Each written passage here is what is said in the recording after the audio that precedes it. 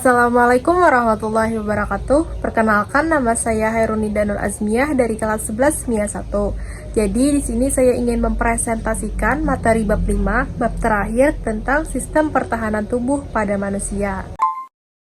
Pertama, apakah teman-teman sudah tahu arti sistem pertahanan tubuh pada manusia? Jadi, sistem pertahanan tubuh adalah sistem pertahanan yang berperan dalam mengenal, menghancurkan, serta menetralkan benda-benda asing atau sel-sel abnormal yang berpotensi merugikan tubuh. Selanjutnya, fungsi dari sistem kekebalan tubuh sendiri. Yang pertama, melindungi tubuh terhadap suatu agen dari lingkungan eksternal yang berasal dari tumbuhan dan hewan atau makanan tertentu seperti serbuk sari dan juga rambut binatang, serta zat kimia seperti obat-obatan dan polutan. Kedua, menyingkirkan sel-sel yang sudah rusak akibat suatu penyakit atau cedera, sehingga memudahkan penyembuhan luka dan perbaikan jaringan. Yang ketiga, melindungi tubuh dari agen lingkungan yang berasal dari tumbuhan, hewan, dan zat kimia. Jadi, sistem pertahanan tubuh pada manusia terbagi menjadi dua bagian. Yang pertama, sistem pertahanan tubuh non-spesifik atau alamiah. Yang kedua, sistem pertahanan tubuh spesifik adaptif. Jadi sekarang kita masuk ke pembahasan pertama pada sistem pertahanan tubuh non-spesifik. Sistem pertahanan tubuh non-spesifik tidak membedakan mikroorganisme patogen satu dengan yang lain.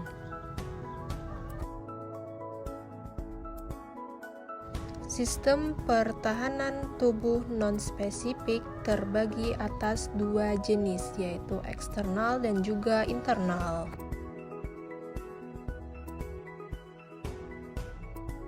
Sistem pertahanan tubuh non-spesifik eksternal meliputi jaringan epitel, mukosa, dan sekresi jaringan tersebut.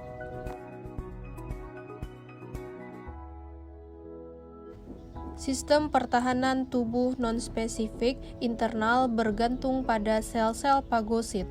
Sel-sel fagosit tersebut berupa beberapa jenis sel darah, yaitu neutrofil dan monosit. Selain sel-sel fagosit, terdapat protein antimikroba yang membantu pertahanan tubuh non-spesifik internal. Mekanisme yang kedua yaitu respon peradangan atau inflamasi. Tonton video selanjutnya. Kita semua pasti pernah mengalami yang namanya luka. Tapi, apakah kalian penasaran bagaimana luka bisa sembuh dengan cepat? Anggap saja kalian sedang mengatur beberapa berkas berupa kertas dan ups, tiba-tiba tangan kalian tersayat. Bagaimana cara tubuh kita mengatasi begitu banyak bakteri di sekitar kita yang bisa saja masuk melalui luka tersebut?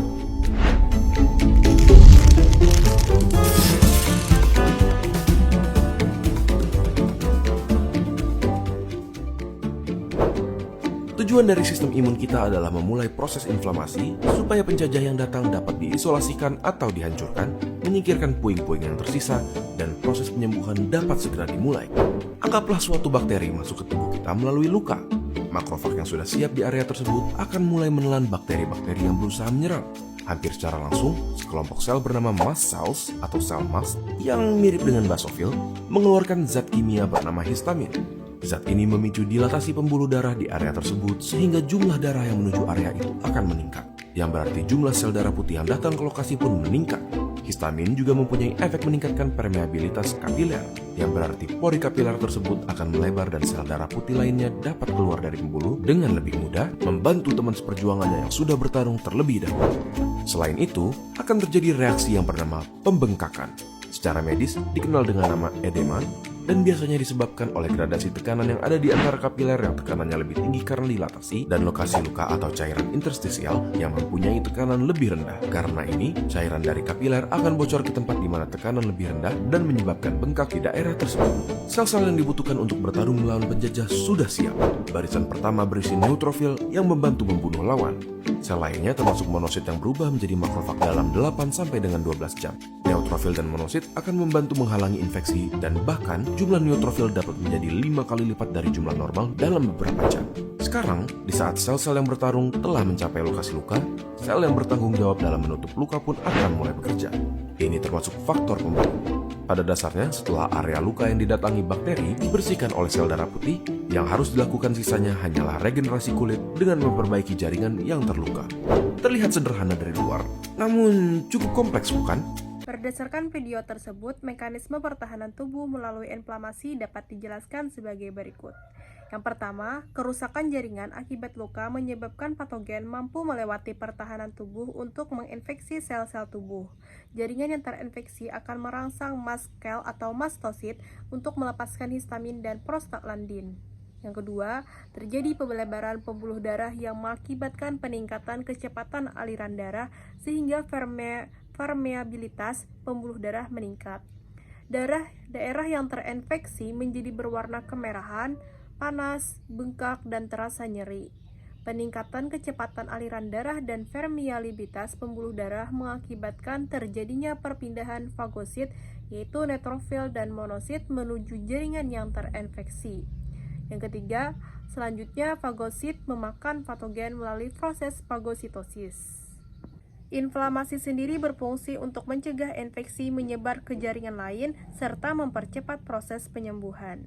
Reaksi tersebut juga bisa berfungsi sebagai sinyal bahaya dan sebagai perintah agar sel darah putih atau neutrofil dan monosit melakukan fagositosis terhadap patogen yang menginfeksi tubuh. Selanjutnya kita masuk ke materi bagian ketiga, yaitu fagositosis. Jadi fagositosis adalah suatu mekanisme pertahanan yang dilakukan oleh fagosit dengan jalan mencerna patogen atau partikel asing. Jadi fagosit dibedakan menjadi dua, yaitu fagosit mononukleer dan fagosit polimorfonukleer.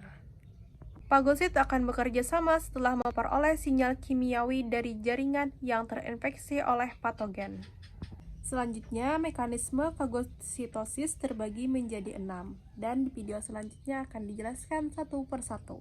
Proses fagositosis, yang pertama ada proses pengenalan, yang kedua ada proses pergerakan atau kemotaksis, yang ketiga ada proses perlekatan atau atesi, yang keempat ada proses penelanan atau ingesti, yang kelima ada proses pencernaan atau digesti, dan proses terakhir adalah pengeluaran atau releasing.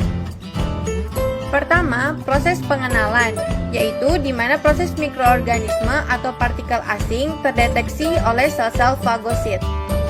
Proses yang kedua ada pergerakan atau kemotaksis. Proses ini di mana sel fagosit akan bergerak menuju mikroorganisme atau partikel asing tersebut. Jadi, partikel tersebut mengeluarkan semacam zat kemoattract seperti kemokin yang dapat memikat sel fagosit.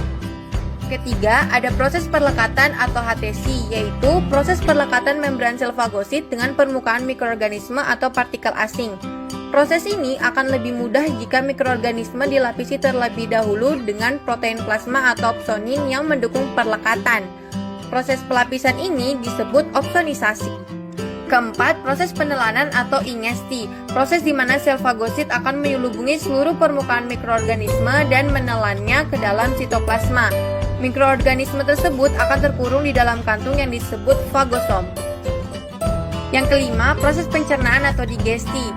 Jadi pada saat fagosom masuk ke dalam sitoplasma akan mengalami fusi dengan lisosom dan membentuk fagolisosom. Lisosom sendiri berisi enzim-enzim penghancur seperti asid hidrolase dan peroksidase. Mereka ini yang akan mencerna seluruh permukaan mikroorganisme. Sebagian epitop atau bagian dari partikel akan berikatan dengan sebuah molekul kompleks yang bertugas mempresentasikan epitop ke permukaan. Molekul ini dikenal dengan MHC atau Major Histocompatibility Complex untuk dikenali oleh sistem asing. Proses yang terakhir adalah pengeluaran atau releasing. Di sini, produk sisa partikel asing yang tidak dicerna akan dikeluarkan oleh sel fagosit. Yang keempat, protein antimikrob. Salah satu jenis protein antimikrob yang berperan dalam sistem pertahanan tubuh non-spesifik adalah protein komplemen. Protein komplemen membunuh bakteri peninfeksi dengan cara membentuk lubang pada dinding sel dan membran plasma pada bakteri tersebut. Hal ini mengakibatkan ion-ion Ca2+ keluar dari sel bakteri.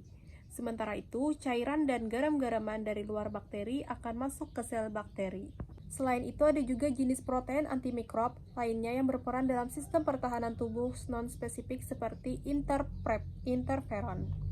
Interferon dihasilkan oleh sel-sel terinfeksi virus. Senyawa tersebut dihasilkan ketika virus memasuki tubuh tidak melalui pembuluh darah, melainkan melalui kulit dan membran mukosa. Selanjutnya, interferon akan berikatan dengan sel-sel yang tidak terinfeksi. Sel-sel yang telah berikatan dengan interferon akan membentuk zat yang mampu mencapai respirasi virus. Dengan demikian, serangan virus akan dicegah. Penjelasan selanjutnya adalah sel natural killer atau sel NK. Sel NK merupakan turunan limfosit yang bekerja pada sistem pertahanan tubuh non-spesifik. Berbeda dengan limfosit B dan T yang bekerja pada sistem pertahanan tubuh spesifik, sel NK tidak memiliki reseptor TCR, CD3, dan MLG. Peran utama sel NK adalah membunuh sel-sel abnormal pada tubuh manusia, misalnya sel tumor dan sel yang telah terinfeksi oleh patogen. Sel ini bekerja sebelum sistem pertahanan tubuh spesifik aktif. Sekarang kita masuk ke materi kedua, sistem pertahanan tubuh spesifik. Sistem pertahanan tubuh spesifik merupakan pertahanan tubuh terhadap patogen tertentu yang masuk ke dalam tubuh. Sistem ini bekerja apabila patogen berhasil melewati sistem pertahanan tubuh non-spesifik. Sistem pertahanan tubuh spesifik disebut juga dengan sistem kekebalan tubuh. Sistem kekebalan tubuh terbentuk karena adanya peran antigen dan antibodi. Pertahanan tubuh secara spesifik dilakukan oleh antibodi yang dibentuk oleh limfosit karena adanya antigen yang masuk ke tubuh. Sekarang kita masuk ke penjelasan yang pertama, yaitu limfosit. Limfosit adalah salah satu bagian dari sel darah putih yang sangat penting untuk menjaga sistem imunitas pada tubuh. Saat kadar limfosit sangat rendah, tentu tubuh menjadi rentan terkena penyakit. Maka dari itu, pengobatan dini perlu diperlukan agar masalah tidak berkembang. Limfosit terbagi menjadi dua tipe. Yang pertama tipe limfosit B atau sel B, dan yang kedua limfosit T atau sel T. Yang pertama sel B, yaitu proses pembentukannya dan pematangan sel B terjadi di sumsum tulang. Sel B berperan dalam pembentukan kekebalan humoral dengan membentuk antibodi. Sel B dapat dibedakan menjadi 3 jenis berikut. Pertama, sel B plasma berfungsi untuk membentuk antibodi. Yang kedua, sel B pengingat berfungsi mengingat antigen yang pernah masuk ke tubuh serta menstimulasi pembentukan sel B plasma yang terjadi jika infeksi kedua. Ketiga, sel B pembelah berfungsi membentuk sel B plasma dan sel B pengingat. Proses pembentukan sel T terjadi di sumsum tulang belakang dan proses pematangannya terjadi di kelenjar timus. Sel T berperan dalam pembentukan kekebalan seluler, yaitu dengan cara menyerang sel penghasil antigen secara langsung. Sel T juga ikut membantu produksi antibodi oleh sel B plasma.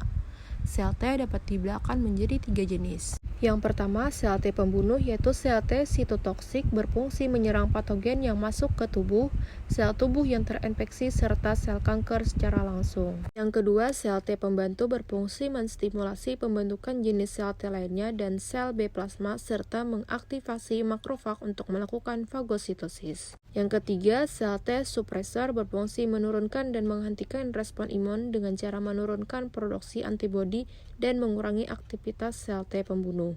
Sel T supresor akan bekerja setelah infeksi berhasil ditangani.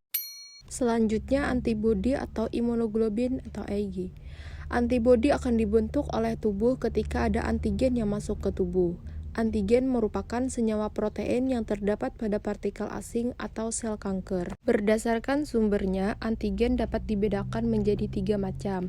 Pertama, autologous antigen, kedua homologous antigen, dan ketiga heterologous antigen. Autologous antigen merupakan antigen yang berasal dari individu yang sama dengan yang terserang antigen, misalnya antigen sel kanker.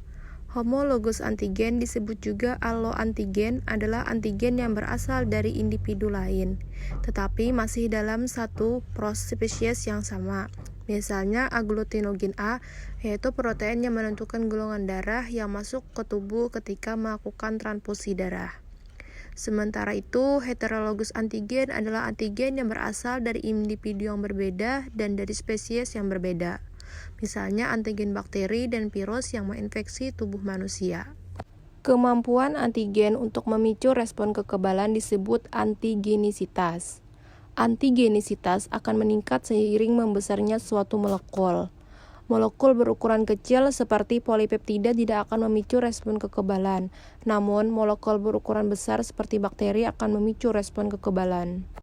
Antigen yang masuk ke tubuh secara intravenous melalui pembuluh pena lebih mudah memicu respon kekebalan dibandingkan antigen yang masuk ke tubuh secara subkutaneous melalui lapisan hipodermis kulit.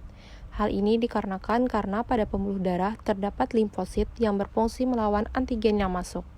Selanjutnya, antibodi diproduksi ketika sistem kekebalan tubuh merespon adanya antigen atau imunogen.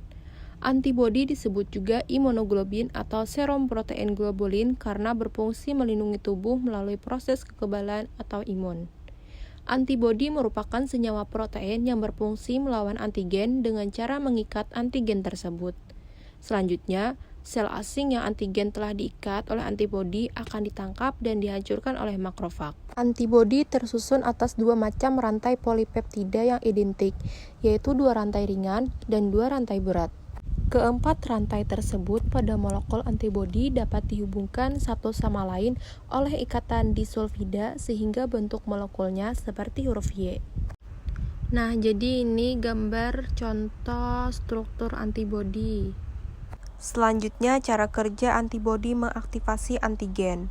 Yang pertama, netralisasi, yaitu antibodi berikatan pada sisi penghubung determinan epitop suatu antigen sehingga aktivitas antigen menjadi terhambat. Kedua, aglutinasi atau penggumpalan, yaitu proses pengikatan antibodi terhadap virus atau bakteri sehingga mudah dinetralkan dan diopsinasi. Yang ketiga, presipitasi atau pengendapan, yaitu pengikatan antigen yang terlarut dalam cairan tubuh oleh antibodi sehingga membentuk endapan yang akan dikeluarkan melalui proses fagositosis. Yang keempat, fiksasi komplement, yaitu aktivasi protein komplement oleh kompleks antibodi sampai dengan antigen. Protein komplement berperan dalam mengajukan dinding sel dan membran plasma mikroorganisme. Antibodi dapat dibedakan menjadi 5 tipe, yaitu IgM, IgG, IgA, IgD, dan IgE. Kelima antibodi tersebut memiliki struktur, karakteristik, dan fungsi yang berbeda. Ada beberapa jenis antibodi yang masing-masingnya mempunyai fungsi yang berbeda. Pertama disebut imunoglobulin A atau IgA. Ini adalah jenis antibodi yang paling sering ditemukan dalam tubuh dan terlibat dalam proses terjadinya reaksi alergi. Selanjutnya ada yang disebut dengan imunoglobulin E atau IgE. Jenis antibodi ini umum ditemukan dalam aliran darah meskipun jumlahnya sedikit. Selanjutnya ada imunoglobulin G atau IgG. Ini adalah jenis antibodi yang paling banyak ditemukan dalam darah dan cairan tubuh lainnya. Yang terakhir ada imunoglobulin M atau IgM. Antibodi IgM akan terbentuk dalam tubuh ketika pertama kali kamu terinfeksi bakteri atau virus. Selanjutnya, respon kekebalan tubuh terhadap antigen. Respon kekebalan tubuh terbagi menjadi dua jenis. Yang pertama, kekebalan humoral, yang kedua, kekebalan seluler. Kali ini kita akan mempelajari respon kekebalan tubuh terhadap antigen, yaitu kekebalan humoral. Kekebalan humoral atau humoral immunity melibatkan aktivasi limfosit B. Limfosit B akan mendekresikan antibodi. Antibodi yang dibentuk akan beredar di dalam plasma darah atau limfa. Selanjutnya adalah antibodi. Antibodi yang beredar sebagai respon humoral bekerja melawan bakteri bebas, racun, virus, dan mikroorganisme. Selanjutnya, pembahasan respon imunitas seluler. Itu dengan respon imunitas seluler ya. Terus masih ingat juga nggak sel imun apa sih yang berkontribusi pada sistem imunitas seluler itu? Ya, betul, sel T.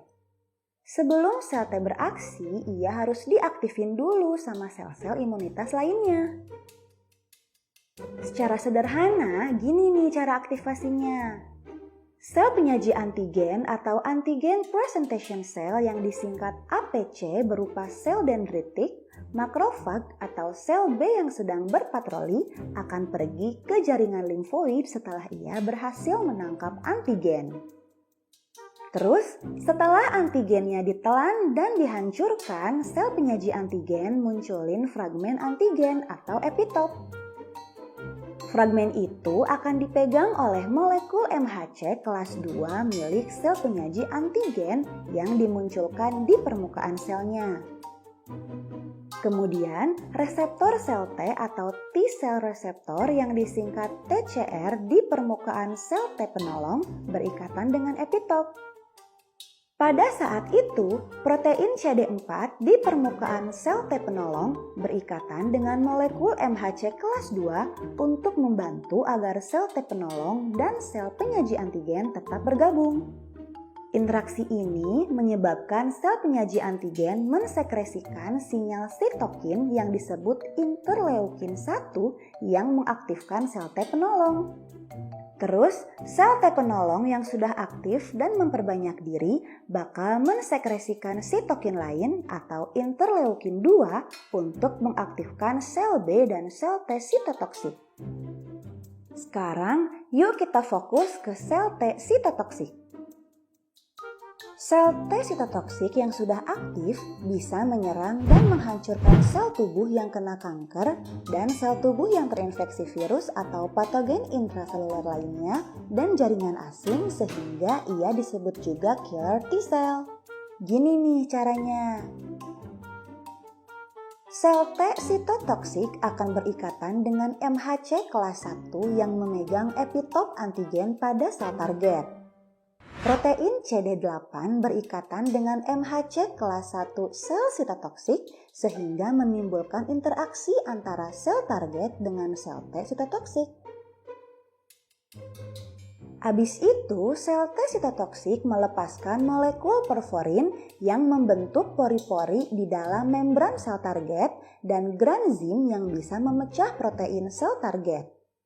Granzim masuk secara endositosis ke dalam sel target dan mengawali apoptosis atau kematian sel terprogram untuk membuang sel yang tidak diperlukan oleh tubuh yang akhirnya menimbulkan kematian sel target. Setelah itu, sel T sitotoksik terlepas dan bergerak untuk menghancurkan sel lain yang terinfeksi oleh patogen yang sama. Nah, bagaimana? Sekarang udah tahu kan bagaimana mekanisme kerja sel T dalam membasmi sel tubuh terinfeksi termasuk sel kanker? Materi selanjutnya, jenis-jenis kekebalan tubuh dan gangguan pada sistem kekebalan tubuh. Tubuh dapat terhindar dari serangan patogen karena adanya mekanisme kekebalan tubuh. Kan tetapi, sistem kekebalan tubuh juga dapat mengalami berbagai jenis gangguan ataupun penyakit. Apa saja gangguan dan penyakit yang dapat menyerang sistem pertahanan tubuh? Mari simak materi selanjutnya. Berdasarkan cara memperolehnya, kekebalan tubuh digolongkan menjadi dua kelompok, yaitu kekebalan aktif dan kekebalan pasif. Sekarang masuk ke materi yang pertama, kekebalan aktif. Kekebalan aktif merupakan kekebalan yang dihasilkan oleh tubuh itu sendiri. Kekebalan ini dapat diperoleh secara alami ataupun secara buatan. Kekebalan alami diperoleh setelah seseorang mengalami sakit akibat infeksi suatu patogen. Contoh, orang yang pernah sakit campak tidak akan pernah terkena penyakit tersebut untuk kedua kalinya. Adapun kekebalan aktif buatan diperoleh melalui imunisasi, misalnya dengan pemberian vaksin. Vaksin adalah siapan antigen yang diberikan secara oral, bisa melalui mulut ataupun melalui suntikan untuk merangsang mekanisme pertahanan tubuh terhadap patogen. Jenis-jenis vaksin berdasarkan kandungan di dalamnya. Yang pertama, vaksin hidup, yaitu jenis vaksin yang mengandung patogen yang sudah dilemahkan, misalnya oral polio vaksin atau OPV, terus vaksin campak, vaksin rotavirus, dan vaksin demam kuning. Yang kedua, vaksin mati, yaitu jenis vaksin yang mengandung patogen yang sudah dimatikan, misalnya inactivated polio vaksin atau IVV.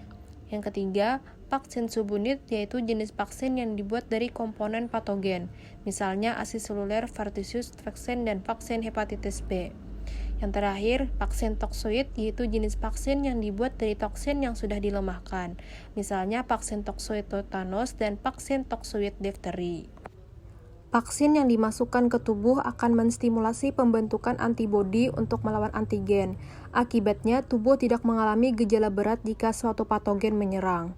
Beberapa jenis vaksin yang telah ditemukan ilmuwan sebagai berikut: vaksin cacar, vaksin rabies, vaksin tetanus, vaksin difteri, vaksin BCG, vaksin pertusis atau batuk rejan, vaksin polio, vaksin hepatitis B, vaksin campak dan campak Jerman, vaksin cacar air, vaksin oral, dan vaksin Ebola.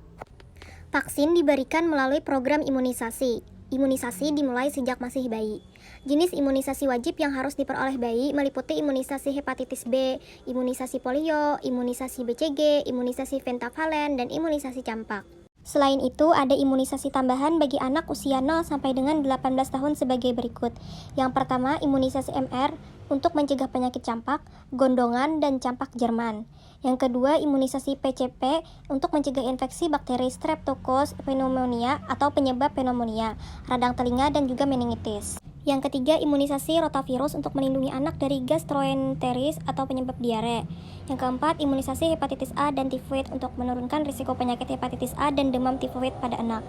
Kelima, imunisasi varicella untuk mencegah infeksi virus varicella zoster, penyebab penyakit cacar air. Yang keenam, imunisasi influenza untuk mencegah penyakit infeksi saluran pernapasan atas atau ISPA. Yang ketujuh, imunisasi HPV, Human Papilloma Virus, untuk mencegah kanker serviks. Selanjutnya, ada imunisasi yang lain-lain.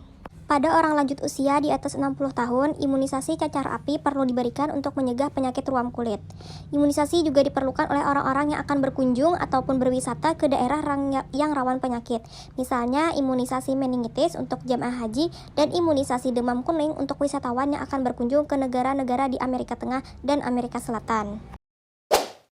Selanjutnya B. Kekebalan pasif.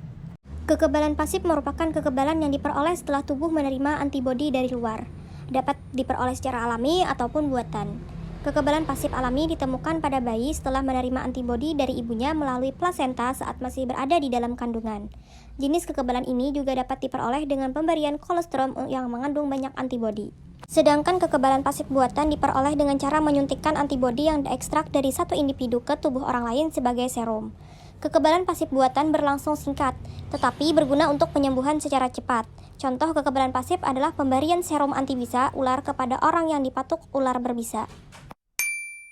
Selanjutnya, yang kedua, gangguan pada sistem kekebalan tubuh. Sistem kekebalan tubuh dapat mengalami beberapa jenis gangguan seperti berikut. Yang pertama, alergi. Pengertian alergi sendiri adalah suatu respon imun yang berlebihan terhadap suatu senyawa yang masuk ke dalam tubuh. Senyawa yang dapat menimbulkan alergi disebut dengan alergen. Alergen dapat berupa debu, serbuk sari, cairan dari gigitan serangga, rambut kucing, dan jenis makanan tertentu seperti udang. Kata lain dari alergi adalah hypersensitivitas. Udang, kerang, ikan laut jadi makanan favorit banyak orang. Tapi nggak sedikit juga yang takut makan udang atau kerang karena alergi. Kenapa sih seseorang bisa alergi? Ini kata dokter. Alergi disebabkan karena reaksi berlebihan dari sistem imun tubuh terhadap benda atau bahan tertentu. Padahal sebenarnya bahan tersebut nggak berbahaya untuk orang-orang yang nggak menderita alergi. Orang yang rentan alergi ini disebut atopi. Bahan-bahan yang bisa bikin reaksi alergi disebut alergen. Beberapa contoh alergen adalah kacang-kacangan, udang, kerang, telur, susu sapi, obat-obatan terutama antibiotik, tungau debu, serbuk bunga, sengatan lebah, bahan lateks, dan bulu binatang. Bahan alergen ini bisa masuk ke tubuh dihirup melalui hidung, mulut, atau kontak dengan kulit. Seseorang berisiko 7 kali lipat mengalami alergi kalau kedua orang tuanya atau saudara kandungnya ada riwayat atopi seperti alergi ataupun asma. Alergi ini bisa muncul sejak kecil atau tiba-tiba saat dewasa. Mengapa seseorang bisa mengalami alergi? Ini semua berawal dari fase kenalan atau sensitisasi. Saat tubuh pertama kali terpapar suatu alergen, misalnya udang, dia bakal kenalan sama sistem imun yang bertugas melindungi tubuh dari benda asing. Tapi di fase kenalan ini terjadi kesalahpahaman. Sistem imun di tubuh malah salah paham mengenali si alergen yang tidak berdosa ini sebagai suatu ancaman bagi tubuh. Akhirnya sistem imun membentuk antibodi spesifik terhadap alergen ini. Antibodi spesifik ini dibawa sama aliran darah ke seluruh tubuh dan biasanya dia bakalan nempel di hidung, tenggorokan, saluran cerna, dan di kulit. Tapi di fase ini tubuh belum bereaksi apa-apa. Fase selanjutnya saat tubuh terpapar lagi sama alergen yang sama dalam jumlah lebih banyak. Alergen ini bakalan diikat sama antibodi spesifik yang udah salah paham menganggap si alergen ancaman dan bereaksi melepaskan berbagai senyawa kimia yang bisa merusak dan melukai jaringan di sekitarnya. Akibatnya muncul reaksi alergi. Reaksi alergi berbeda-beda, tergantung pada tempat terjadinya reaksi. Di kulit bisa bikin gatal-gatal, kemerahan hingga bentol-bentol, bisa juga bikin mata merah dan gatal. Di saluran nafas bisa menimbulkan gejala bersin-bersin, hidung tersumbat, hidung berair, dan batuk sampai sesak nafas. Cara menghindari alergi, hindari kontak dengan penyebab alergi, jaga kebersihan lingkungan biar gak banyak debu dan memicu reaksi alergi, gunakan kasur atau bantal dari bahan busa bukan kapuk, hindari udara yang terlalu dingin. Suhu dingin dan kelembapan udara rendah dapat menyebabkan lapisan mukosa saluran pernapasan jadi kering, terjadi penyempitan saluran pernapasan, dan respon berlebihan dari saluran pernapasan yang bisa memicu rinitis alergi ataupun asma kambuh. Bisa mencoba terapi cuci hidung untuk yang memiliki riwayat rinitis alergi. Reaksi alergi bervariasi, bisa ringan sampai berat. Kalau gejala alergi muncul, minum obat untuk mengatasi alergi seperti antihistamin sesuai anjuran dokter. Yang harus diwaspadai kalau gejala alergi memberat hingga menimbulkan kondisi gawat darurat yang mengancam nyawa, yang disebut shock anafilaksis, seperti sampai menyebabkan gatal seluruh tubuh, sesak nafas, pusing, tekanan darah menurun drastis, hingga pingsan. Segera ke fasilitas layanan kesehatan terdekat untuk mendapat pertolongan. Ini kata dokter tentang alergi. Yang B. Autoimunitas. Autoimunitas merupakan gangguan pada sistem kekebalan tubuh saat antibodi yang diproduksi justru menyerang sel-sel tubuh sendiri karena tidak mampu membedakan sel tubuh sendiri dengan sel asing. Penyakit ini dapat disebabkan oleh gagalnya proses pematangan sel T di kelenjar timus. Autoimunitas dapat mengakibatkan beberapa kelainan seperti diabetes mellitus, Addison disease, Graves disease, Hashimoto's disease, myasthenia gravis, multiple sclerosis, inflammatory bowel disease atau IBD, lupus, arthritis rheumatoid, dan sindrom Guillain-Barré. Penyakit autoimun adalah kondisi ketika sistem kekebalan tubuh seseorang menyerang tubuh sendiri. Normalnya, sistem kekebalan tubuh menjaga tubuh dari serangan organisme asing seperti bakteri dan virus. Namun pada seseorang yang menderita penyakit autoimun, sistem kekebalan tubuhnya justru menyerang sel tubuh yang sehat sebagai organisme asing. Penyakit autoimun adalah suatu kondisi di mana sistem imun menyerang tubuh kita sendiri. Jadi tubuh kita itu tidak mengenal mana kawan, mana lawan.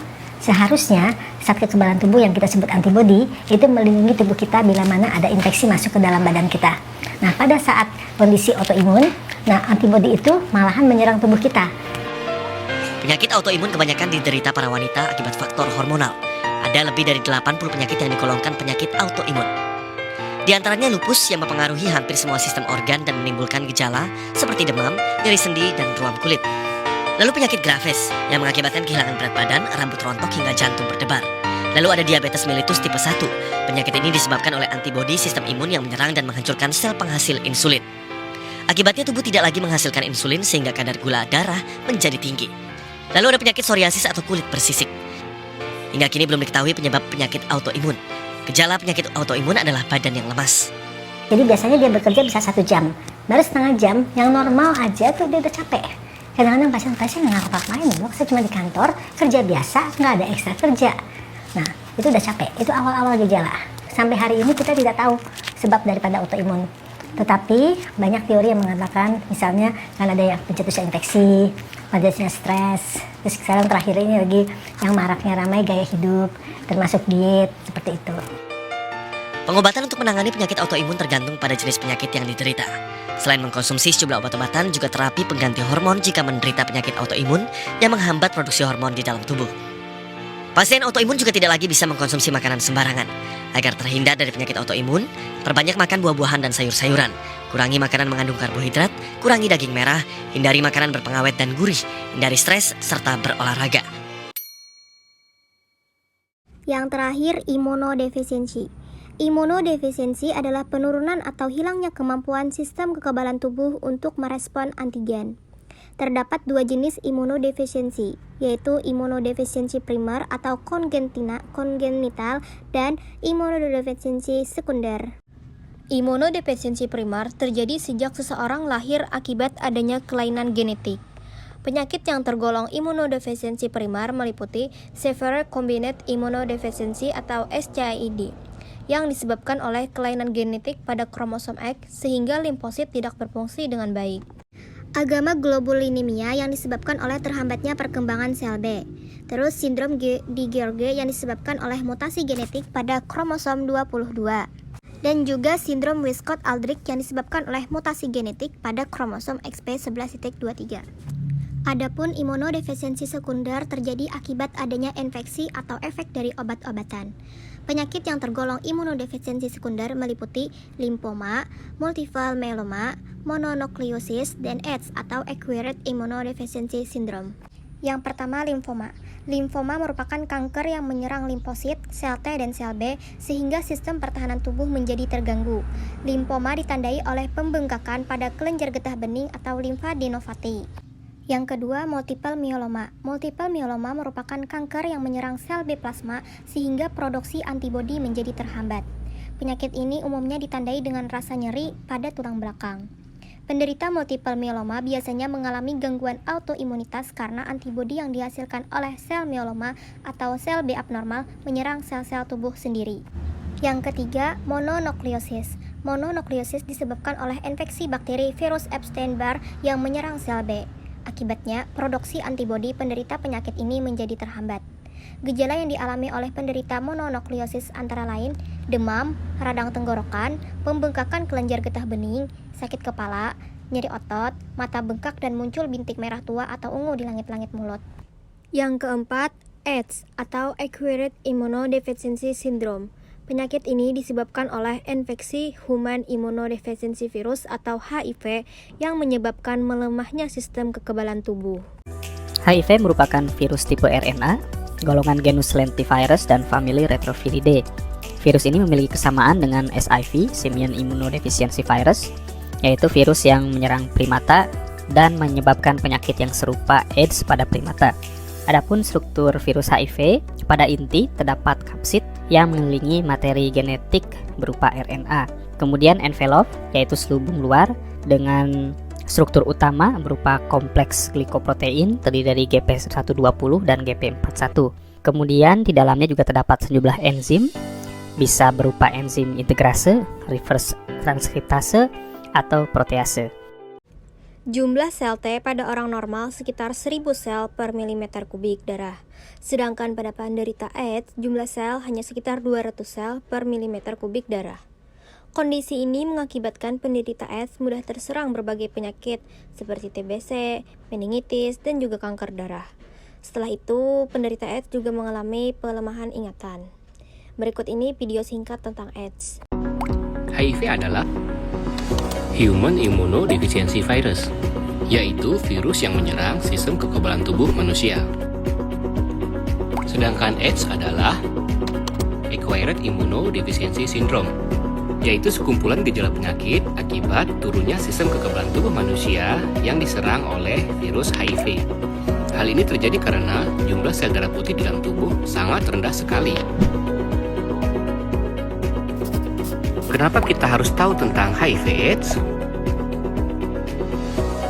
HIV dapat menyerang siapa saja jika beresiko. Kasus HIV saat ini dapat digambarkan sebagai gunung es, yaitu yang ketahuan kurang dari 20% dan lebih dari 80% belum ketahuan kasusnya. Saat ini belum ada obat untuk menyembuhkan HIV/AIDS secara total. Dan satu-satunya cara untuk mengetahui status HIV adalah dengan tes darah khusus HIV. Saat masuk ke dalam tubuh, HIV didapatkan di darah, cairan sperma atau cairan vagina, dan pada air susu ibu yang mengidap HIV. Penularan HIV/AIDS. HIV dapat menular melalui penggunaan jarum suntik yang bergantian, misalnya pada pengguna narkoba suntik atau tato atau tindik. HIV dapat menular melalui hubungan seksual yang sering berganti-ganti pasangan dan tidak menggunakan pengaman. Ibu hamil yang positif HIV dapat menularkan kepada anaknya melalui proses persalinan dan menyusui. HIV juga dapat menular melalui transfusi darah yang terkontaminasi HIV. Prinsip penularannya, exit atau virus keluar dari tubuh, survive atau virus bertahan hidup, sufficient atau jumlah virus cukup, enter atau virus masuk ke dalam tubuh. Prinsip ini dikenal sebagai prinsip ESE. Perlu kita ketahui bersama bahwa HIV tidak menular melalui hubungan sosial biasa, tidak menular melalui udara atau air, tidak menular melalui serangga atau hewan peliharaan, tidak menular melalui air liur, keringat, air mata, Bahkan menggunakan toilet bersama, makan dan minum dengan odol tidak akan menularkan. Bagaimana HIV dapat menjadi AIDS? Tahap 1 periode jendela, yaitu 1-3 bulan virus sudah masuk ke dalam tubuh, namun tidak ketahuan jika diperiksa. Tahap 2 HIV positif, bertahan 5-10 tahun. Tahap 3 adalah HIV positif dengan gejala penyakit, di mana gejala penyakitnya bervariasi dan dapat bertahan lebih dari 1 bulan. Dan tahap 4 adalah tahap AIDS, yaitu sudah muncul berbagai gejala penyakit di dalam tubuh akibat rusaknya sel darah putih. Ada 5 cara pencegahan HIV. A. Abstinence, tidak melakukan hubungan seksual berisiko. B. Be faithful, setialah kepada pasangan kita. C. Condom, gunakanlah kondom. D. Don't do drugs, tidak menggunakan narkoba. E. Education, mencari informasi yang benar tentang HIV/AIDS. Bersama kita bisa stop HIV/AIDS. Jauhi penyakitnya, bukan orangnya.